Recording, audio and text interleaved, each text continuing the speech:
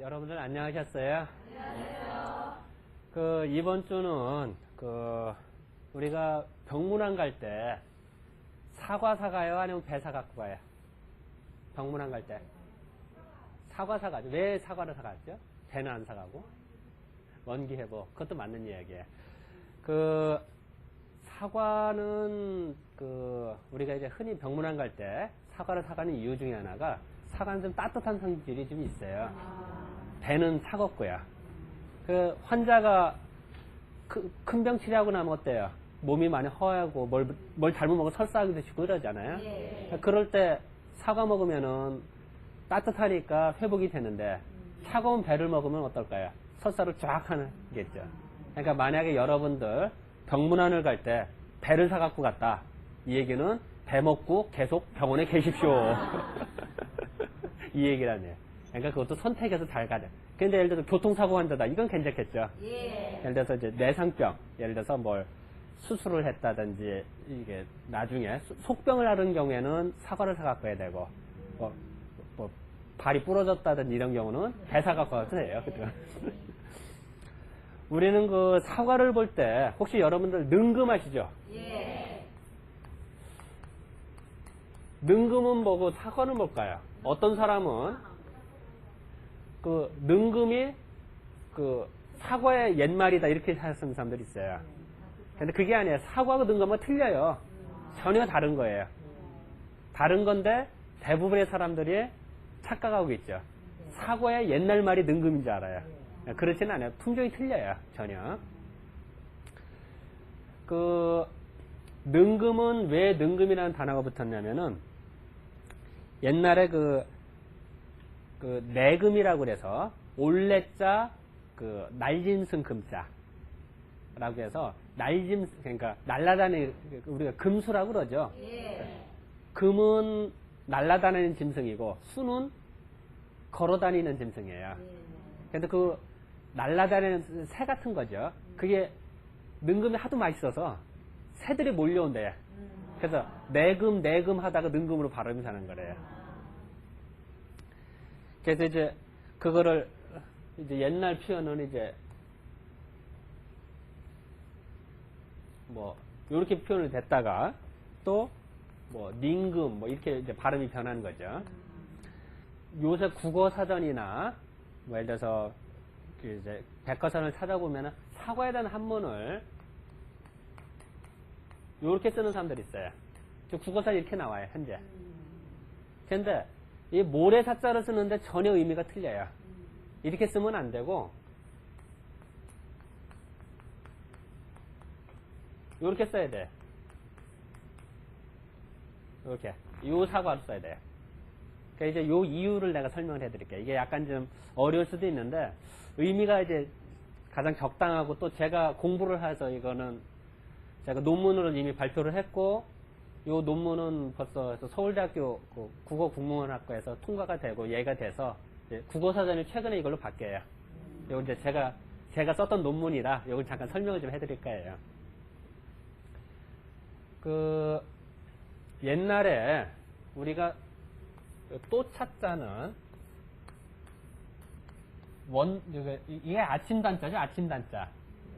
새해 첫날 원단 이런 얘기죠. 원단 새해를 그래서 이게 아침단자를 왜 그러냐면은 땅에 태양이 쏟듯이 태양이 있는 거잖아요. 땅 위에 태양이 솟구치는 게 아침이죠. 그래서 아침단자예요. 근데 쓰다 보면은 뭐 대충 쓰다 보면은 이게 가끔 붙기도 해요. 그래서 또찻자하고 같이 써요. 옛날부터 또찻자는 아침단자를 통용해서도 써요. 이게 쓰다 보면 비슷해져요. 그러면 이 사과가 빨간하죠? 예. 숲속에 있어요, 또. 푸른 숲속에 빨간 사과가 있으면 꼭 마치 뭐같이 보여요? 꽃 같게 보여도 태양과 같이 붉은 빛이 돌죠. 예. 그거를 형상화시킨 거예요. 나무 밑에 태양이 쏟듯이 숲이 많은 동네에 태양이 땅에서 솟듯이 붉게 빛나고 있단 말이에요. 이렇게 쓰기도 하고 나무 목단 하나 더 붙여서 이렇게 쓰게 돼요. 같은 글자예요. 같이 써요. 이래서 사과라는 단어를 만들어냈어요, 우리가. 우리나라 사람이 사과가 도입되고선, 언제 도입되나 1600년도 중반에 인평대군이 이거 가져오거든요. 중국에서. 가져왔을 때, 이 사과라는 단어를 만들어내요. 물론, 이 사과의 옛날의 종제는 내라고 하는 품종이 있을 때요, 네. 그러니까 이게 옛날 사과래, 옛날 사과. 그러니까 내라고 하니 꼭 나무 밑에 뭐가 과일이 주렁주렁 매달렸대요. 매달린 것 같잖아요, 꼭. 내라고 그랬는데, 내가 중간에 계량종 사과로 변해요. 계량종 사과라는 거로 변하고선 지금 우리가 쓰는 사과가 되는 거예요. 옛날엔 내가, 능금은 전혀 별도고. 근데 이렇게 할 때 사과라는 단어를 써요, 우리가. 그런데 사람들이 쓰면서 발음이 요거하고 똑같죠. 요 모래사자하고. 그래서 혼동하기 시작하는 거예요. 이게 잘못 쓰는 거예요. 근데 옛날에 보면은 모래사자 쓰는 이 사과는 요 능금을 가르쳐요. 모래사자 쓰는 사과는 능금의 이명이라고 순몽자회라는 책이 있어요. 우리나라 최초의 국어사전인데 거기에 써 있어요. 그리고 요 사과는 요새 발음이 똑같으니까 혼동하지 말아라 라고 계속 강조를 해요. 옛날 사람들이. 근데 이제 만국 이후에 한문 실력이 떨어지고 학문 수준이 떨어지다 보니까 이제 지금은 혼동을 해서 이걸로 잘못 쓰기 시작한 거죠. 조선 총독부에서 국어사전을 편찬하면서 한 번 잘못 썼어요. 그러니까 그 뒤로는 계속 잘못 쓰는 거예요. 요거는 빨리 잡아요. 또 잡아야 되는 이유가 있어요. 현재 중국에서는 능금을 요 사과로 써요. 그러니까 만약에 우리가 지금 요 사과를 이렇게 표현한다 중국에서 가서는 능금인 줄 알아요. 그러니까 그 한문을 똑같이 표기하고도 다른 걸 가르치면은 서로 혼동을 빚을 수가 있죠. 그렇기 때문에도 이 사과라는 단어는 요게 아니라 요걸로 바꿔야 된다. 즉 이게 정답이고 이건 아니다는 얘기죠. 지금 우리가 말하는 사과는. 그래서 약간 좀 어려운데요. 그 단어를 뜻을 좀 이해를 해야 될 것 같아서 이걸 설명을 드려요. 또 이런 표정에서 어떤 걸 알 수가 있죠? 사과는 따뜻하겠어요? 차갑겠어요? 따뜻한 거를 어떻게 알아요? 태양이 쏟고 있으니까. 단어를 보고 벌써 알 수 있겠다. 근데 이거는 무슨 뜻인지 모르겠어. 모래 위에 있는 사과? 모래하고 사과하고 무슨 상관이야? 이게 해석이 안 돼요. 근데 이건 해석이 참 잘 되거든요. 그래서도 이게 좀 필요하다라는 거예요. 근데 이제 여러분들 그 사과를 보면은 조생종 사과가 있고 만생종 사과가 있어요. 조생종 사과는 홍옥이나 국강이나 이런 것이 조생종이고, 만생종 사과는 어떤 거예요? 골든 딜리셔스나 아니면 후지나 부사나 이런 게 만생종이죠? 저장성은 어느 게 더 좋아요? 만생종이 좋죠. 조생종은 1년 뒤에 먹기 힘들죠. 근데 푸석거려서 이게 맛이 없어요. 근데 만생종, 골든 딜리셔스나 후지 부사 이런 거는 1년 지나고도 먹을 수가 있죠. 예를 들어 내년 봄에도 먹을 수 있는 게 만생종이에요. 그런데 조생종 사과의 특징 중에 하나가, 조생종 사과하고 여러분들 땡감 알죠? 땡감. 감 있죠, 감. 땡감하고 사과하고 조생종 사과하고 같은 봉다리에 딱 넣잖아요. 그러면 감이 익어요. 우리는 감을 우린다고 그러죠. 어떻게 그래요? 시골에 가면은 그 항아리에다 물 붓고 뭐 소금 붓고 감 넣어서 우리죠. 그죠? 근데 그렇게 안 하고도 조생종 사과하고 조생종, 홍옥이나 국강이죠. 조생종 사과하고 감하고 같이 놓으면 감이 익어요. 그 이유를 알아봤더니 이 조생종 사과에는 에틸렌이라는 호르몬이 나와요. 에틸렌. 이 에틸렌이라는 호르몬이 나온대요. 이 에틸렌이라는 호르몬은 식물성 호르몬인데 그 과일의 성숙을 촉진시켜줘요. 과일을 익혀줘요. 그리고 키는 못 자라게 해요. 그런 역할을 해줘요. 그래서 근데 요 에틸렌이 사과에서 분비가 잘 된다는 거예요. 그래서 과일의 성숙을 촉진시켜주니까 감이 익는 거예요. 그래서 여러분들 바나나 먹을 때도 바나나 내일 판다. 그럼 오늘 파란한 바나나에다가 에틸렌을 뿌려요. 그러면은 다음날 내일 아침에는 노릇노릇하니 향기롭게 익는 거죠. 근데 문제는 순수한 에틸렌이면 상관이 없는데 공업용 에틸렌을 쓰니까 불순물이 있어서 문제가 되는 거죠. 그러니까. 근데 만약에 그때 사과를 같이 넣으면 되겠죠. 그러면 천연적으로 되는 거니까 더 좋겠죠. 예, 이제 그 생활의 지혜다, 이런 게. 근데 그 생활의 지혜 에틸렌 같은 경우는 식물에 자극성을 주면 에틸렌이 발생이 되는데요. 여러분들 그 화원에 가면은 물을 어떻게 줘요? 그 화분에다가 물을 줘요? 아니면은 스프레이를 뿌려줄까요? 분무기로 물을 뿌려줄까요? 왜 그렇게 할까요? 왜 화분에다 물 줘도 되는데 왜 분무기로 꼭 물을 줄까요? 그러니까 어떤 사람들은 이거 이파리 깨끗하게 하려고 한다. 이파리 먼지 씻으려고 한다. 그건 이제 모르고 하는 얘기고요.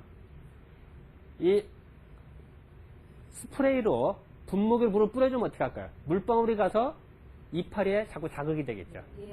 그러면은 식물에게 스트레스를 받겠죠. 스트레스를 받으면 에틸렌 호르몬이 발생이 돼요. 그러면은 성장이 억제가 돼요. 되게 화분에 심어놓고 이런 것이 되게 실내에다 놓는 건데 키가 뽀쩍 크면 그거 멋이 없죠. 키가 좀 아담하고 조그만해야 멋있죠. 그러니까 일부러 스프레이로 주는 거예요. 그리고 옛날 시골에서 보면은 우리가 비가 올 때 천둥번개 치던 날하고 그냥 얌전히 비가 올 때하고 틀리죠. 그 다음날 식물 자라는 게 어느 게 더 잘 자라요? 네? 천둥번개 친 날이 더 잘 자라죠. 그럼 왜 그러냐면은 천둥번개가 친다는 얘기는 뭘까요? 번개가 치면서 하늘에 있는 구름하고 밑에 땅하고 번개가 번쩍 치죠. 요럴 때 공중에 있는 질소를 고정화시켜야. 쉽게 말씀드리면은 번개가 치면서 공중에 있는 질소를 인공적으로 하늘의 뜻으로 질소비료를 단체로 만드는 거야. 질소비료를. 그래서 골고루 뿌려주는 거는 같아요. 천둥번개가 치는 날은 질소비료를 다 주는 것 같아요. 그러면 식물이 어떨까요? 더 잘 자라겠죠. 질소비료를 주니까. 근데 벼라고 하는 것이 우리 삶은 벼가 키가 뻗쭉 크면 어때요? 쓰러지죠. 이게 쓰러지면 꽝이야. 그러면은 천둥번개 치는 날은 벼가 웃자라니까 옛날 시골 노인네들 어떻게 하냐면요. 대빗자루 있죠? 대빗자루. 이따는 대빗자루로 막대기를 묶어서 벼 위를 쑥쑥 훑어줘요. 그럼 왜 그렇게 할까요? 쭉쭉 훑어주면은 자극이 되겠죠. 자극이 되면 스트레스가 되고 스트레스를 받으면은 에틸렌 호르몬이 발생이 돼서 성장이 억제가 되겠죠. 그게 우리 옛날 생활의 지혜예요. 옛날 우리 선조들이 그냥 그거 마당비로 벼 훑어준 거 아니에요. 그게 다 이치가 있어서 그런 거예요. 그리고 또한 우리가 그 길을 가다 보면 가로수가 있지, 가로수. 가로수를 보면은 길이 쭉 있습니다. 그랬을 때 가로수 이렇게 자라다 보면은 이게 꼭 아치 모양으로 자라죠? 이렇게 가로수 자라다 보면, 그죠? 어떤 사람은 1, 2가지가 자라면은 차가 지나가서 이게 가지가 잘려져서 이쪽은 안 자라고 이쪽으로 이렇게 아치 모양이다라고 하는데 그건 이제 그냥 무식한 이야기고, 차가 이렇게 왔다 갔다 그러면 어떨까요? 바람이 불겠죠? 바람이 불으면은 나무가 익히고 바람이 분다면 어떻게 할까요? 차도 쪽에는 자꾸 자극이 되겠죠. 그러면 에틸렌이 발생이 되니까 성장이 억제가 되고 이쪽은 정상적으로 자라요. 그러니까 점점 이게 아치모양이 되겠죠. 이쪽도 이렇게 되겠죠. 그죠? 그걸 어떻게 하느냐? 가로수를 켜보면 알아요. 가끔 그 공사할 때 보면은 보세요. 보면은 이 식물이라고 하는 건 참 재밌는 게요. 식물이 가지가 이쪽으로 많이 자라면 뿌리는 꼭 반대쪽이 더 많이 자라요. 그래야지 이쪽이 가지가 많이 자랐는데 뿌리도 많이 자랐다. 그럼 이쪽으로 넘어지죠. 자연의 이치라고 하는 거는 딱 대칭이에요. 한쪽이 많이 자라면은 뿌리는 이쪽이 많이 자라야 돼요. 그러니까 대부분은 그냥 산에 심어 있는 나무 같은 건데 남쪽으로 가지가 많이 자라 있죠. 그러니까 뿌리는 어느 쪽으로 많이 자랄까요? 북쪽으로 가야 돼요. 그러니까 그거는 캐보고선 그 옮겨 심을 때 동서남북 맞춰서 심는 거예요. 그래도 그 거꾸로 심으면 식물이 괴롭죠. 남북이 틀려지면은. 이 가로수를 켜보면 참 재밌는 게요. 가로수가 있으면은 사도 쪽으로 가지가 많이 뻗었으니까 인도 쪽으로는 뿌리가 뻗어 있겠죠. 이것도 어떤 사람 무식하게 차도 쪽은 차가 다녀서 아스팔트라 뿌리가 못 자라서 그렇다. 네, 그건 무식한 이야기고 에틸렌이 발생이 돼서 이쪽을 자라다 보니까 상대적으로 뿌리는 인도 쪽으로 자라요. 이쪽도 마찬가지겠죠. 인도 쪽으로 자라고 가지는 사도 쪽으로 자라겠죠. 이것이 특징에 자극이 되는 거. 또 마찬가지로 그 사과에는 아까 에틸렌이 발생이 되는데 이런 사과는 카네이션 있죠. 카네이션. 카네이션도 잘라서 날릴 때는 몽우리 진 채로 잘라요. 그랬다가 이제 옮기고 파를 때 정도에 꽃이 펴야 상품 가치가 있어요. 그럴 때 적당한 정도는 또 좋은데 오히려 너무 많이 사과가 같이 있잖아요. 그러면 몽우리가 안 펴요. 오히려 꽃이 피는 건 또 방해시켜요. 그러니까 만약에 집안에 카네이션 장사를 한다 이럴 때 사과도 잔뜩 싸고 카네이션도 같이 놓으면은 다음날 팔기 곤란할 수가 있겠죠. 그러니까 이제 그런 것도 상식이다. 그리고 이 사과는 아까 따뜻한 성질이 있다고 그랬죠? 그러다 보니까 속에 뭉친 거를 풀어내는 역할을 해요. 따뜻하고 그리고 기가 뭉친 거를 풀어줘요. 그러다 보니까 우리가 밥 먹고 체했을 때 식체 밥 먹고 체한단 말이에요. 밥 먹고 체했을 때나 과식했다든지 이럴 때 사과 먹으면은 그렇다도 배가 터져 죽겠는데 사과 뭐 더 배가 부를 것 같은데 그게 아니라 배가 꺼지죠. 그거는 사과가 뭉친 거를 풀어주다 보니까. 그래서 우리가 밥이나 음식을 푸짐히 먹은 다음에는 꼭 후식으로 사과를 먹어준 게 그래서 그런 거예요. 그걸 먹어주면은 소화를 풀어내는 거랑 같은 이치죠. 그러니까 그거는 이제 식혜도 마찬가지죠. 명절날 식혜 먹는 것도 뭐예요? 속이 더부룩하고 잔뜩 먹어도 배탈이 날 것 같으니까 식혜를 먹으면 속이 풀려나가는 거랑 같은 거죠. 사과도 그런 역할을 한다. 그래서 우리가 이제 다시 한번 정리를 하면은 사과는 따뜻한 성질이 좀 있고 또 에틸렌이 발생이 되다 보니까 감도 익히고 이런 효과가 있고 또 어떤 사람이 먹으면 좋을까요? 속이 차가운 소음인들이 먹으면 좋단 말이에요. 소음인들. 배가 냉해서 차가운 거면 설사 잘하는 사람들이나 또 환자들 또 밥 먹고 체했다든지 이랬을 때 사과를 먹으면 속이 풀린다. 이제 그런 걸 이제 알 수가 있겠죠. 그리고 또 하나 또 토막상식으로 우리는 사과 옛날 기록을 보면요. 요새만 통조림이 있는 줄 아는데 통조림 있죠? 근데 옛날에도 통조림이 있었어요. 옛날에는 통조림이라고 해서 깡통은 아니죠. 병으로 사용했는데 옛날에도 보면 항아리나 병 같은 데다가 보존을 어떻게 하냐면은 사과를 100개가 있다. 그러면은 20개를 갈아요. 20개를 막 갈아요. 그럼 물이 되겠죠. 그죠? 거기다가 나머지 80개를 담궈요. 그러고선 보존을 해요. 그러면은 1년이 지나고 2년이 지나도 그 맛이 변하지 않는다. 이런 기록들이 나와요. 물론 다 성공했느냐 이럴 때는 물음표는 붙습니다만 실패할 수도 있고 잘할 수도 있겠습니다. 어쨌든 중요한 거는 통조림이나 병조림이 지금만 있는 게 아니라 옛날에도 있었다. 또 그것을 우리는 상당히 실용화시켰다. 이런 기록들을 우리가 발견할 수가 있는 거예요. 그래서